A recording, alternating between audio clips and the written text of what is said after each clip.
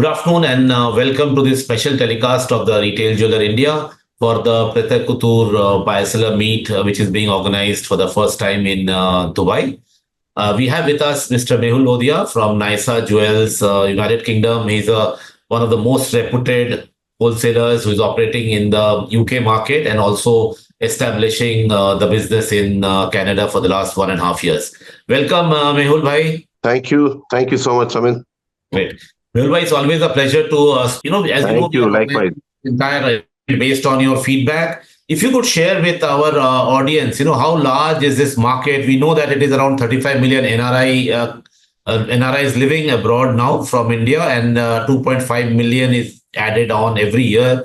How big is this market in terms of jewelry and wedding as a category? So around the world, there are, as you said, there are 35 million NRIs, and as you know, that still the culture exists in the Asian community. So this culture gets more and more excitement to buy the jewelry. They wait for the occasions. They wait for every occasion to buy jewelry, even in this era. So and especially people who are migrating every year. Not the ones who have already migrated, but the new people in the IT sector, and there are many other sectors where people are moving from India. They are also very much satisfied, and the main reason now is they are more motivated to buy is because of the duty structure in India. Even the cost-wise, it is quite reasonable compared to India to buy jewelry from foreign countries. So it is really a huge market, and now it's very difficult for NRIs once settled in foreign country to travel to India every now and then to for occasion to buy jewelry. So they look for the local jewelers, and there is a big opportunity for manufacturers and exporters to cater them. There is still a big gap, especially for the exquisite jewelry.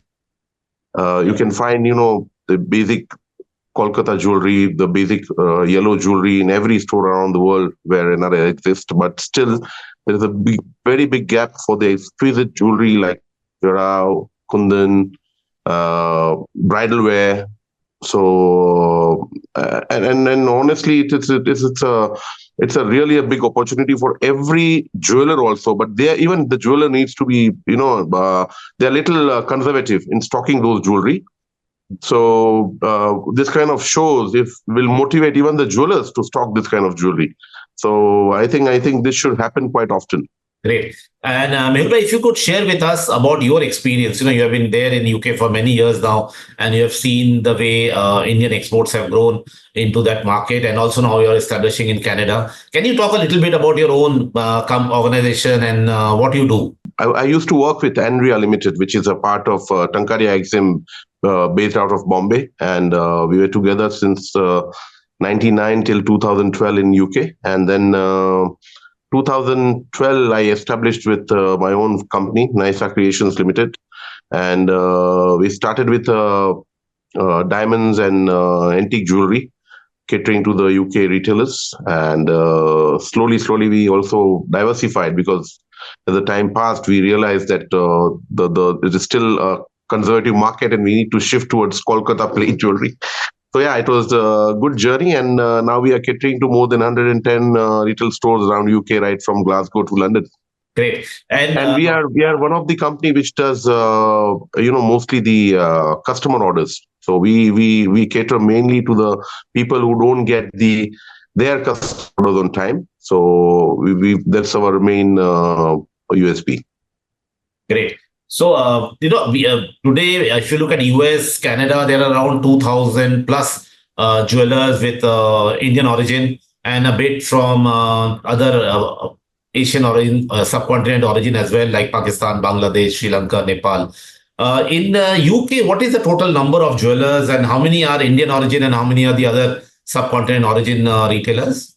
So overall in UK as of now, including wholesalers and retailers, there are around 850 to 900 jewelers together, out of which around 10% of them would be wholesalers, and they are from different categories. We've got retailers from Bangladesh, we've got retailers from Sri Lanka, we've got retailers from Pakistan, and of course India. And so everybody has their own share, and everybody has their own demand. Everybody, if you visit to any of the Bangladeshi store, he would have something different. If you go to a Pakistani jeweler, he will have something different. So if you go to Indian jeweler, he will have something different. Sri Lankan, you might find ruby, emerald, which you'll not find at other jewelers.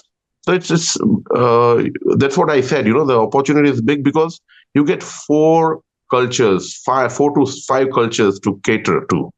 It's not just one segment. So, but yeah, Indian and Pakistani jewelers are dominating as of now in wholesaling as well as retailing both.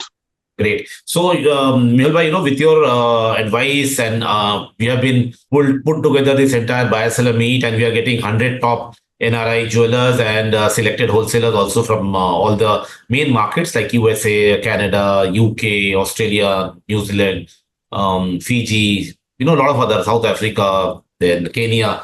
So, what excites you the most? Like we have 38 manufacturers from across the country. We have people from Hyderabad, the 22 karat jewelry with color gemstones, Kundan Polki from Jaipur. We have people from Rajkot, then Surat, like rose gold jewelry, and Ahmedabad for antique, and of course Calcutta, because that is what excites, and that is a thing which people sell now. What is it that you find that all these retailers will expect and get motivated with? Yeah, so Samit, as we discussed when you called me first, the major excitement for me was, as you told me, that you are getting the best of the manufacturers who supply to these big chain of stores, and the individual retailer don't get the benefit out of them. So that was really very exciting, because it is so true that now every big manufacturer and wholesaler goes to only chain of stores. They don't even bother about going to individual stores, and they are sometimes they feel they're ignored, and they don't get the same varieties what these big chain of stores stock.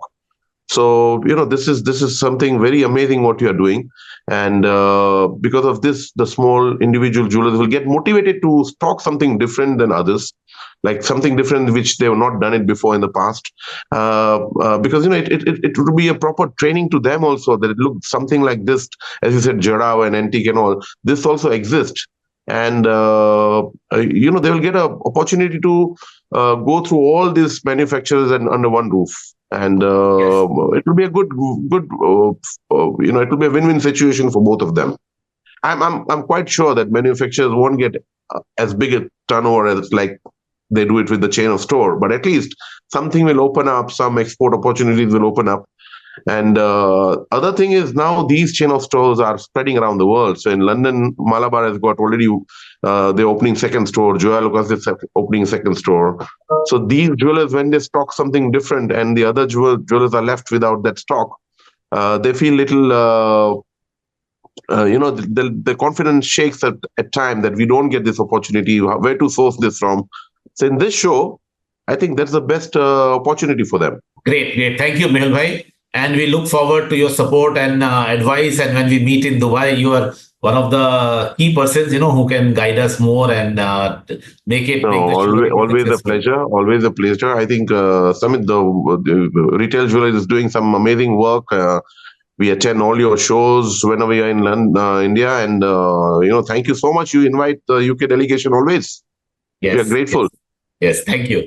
No, we look forward to building this platform and believe me, with so many people, like 2,000 jewelers in US, UK, 800 jewelers in UK, and also rest of the world, so many Indian jewelers, and we are, as a nation, keeping the tradition alive. We are also, trying to enhance exports from India, and also helping you to serve the Indian consumer very, very well, in whichever part of the world they are.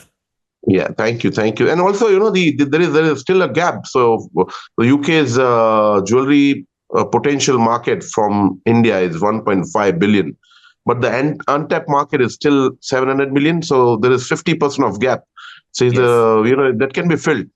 So this kind of shows will give them the opportunity. Great. Thank you very much, Mehul bhai. Namaste, and thanks a lot. Thank you.